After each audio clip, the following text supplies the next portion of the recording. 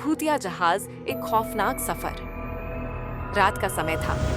समुद्र में लहरें हल्के हल्के हिल रही थीं। विशाल ब्लैक पर्ल जहाज अपने सफर पर था।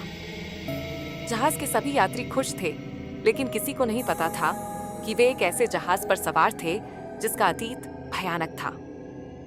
ब्लैक पर्ल कोई साधारण जहाज नहीं था। 50 साल पहले यह जहाज रहस्यमयी तरीके से गायब हो गया था और अब अचानक वापस आ गया था।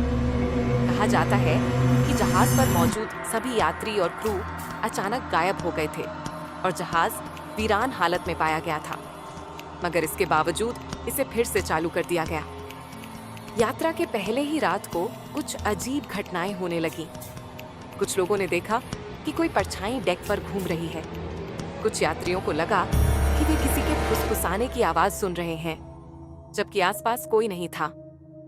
दूसरी रात जहाज के कैप्टन ने एक डायरी पाई जो पिछले कैप्टन की थी। उसमें लिखा था, हमने इसे जागा दिया है, अब कोई नहीं बचेगा। उसी समय जहाज के रेडियो से एक अजीब सिग्नल आया। भागो, ये तुम्हारा आखिरी मौका है। धीरे धीरे यात्री गायब होने लगे।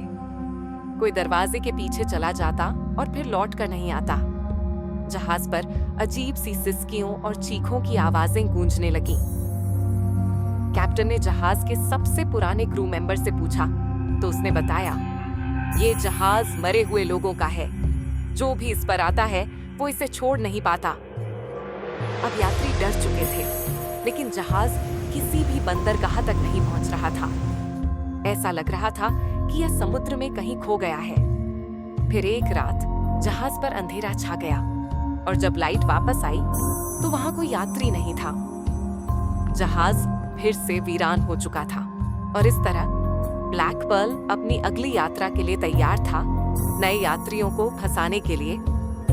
अगर तुम्हें कभी समुद्र में एक अकेला सुनसान जहाज दिखे तो उसमें सवार होने की गलती मत करना। अगर आपको यह वीडियो पसंद आई तो इसे लाइक करें, अपने दोस्तों के साथ शेयर करें और हमारी अगली खौफनाक कहानी के लिए सब्सक्राइब करना न भूलें।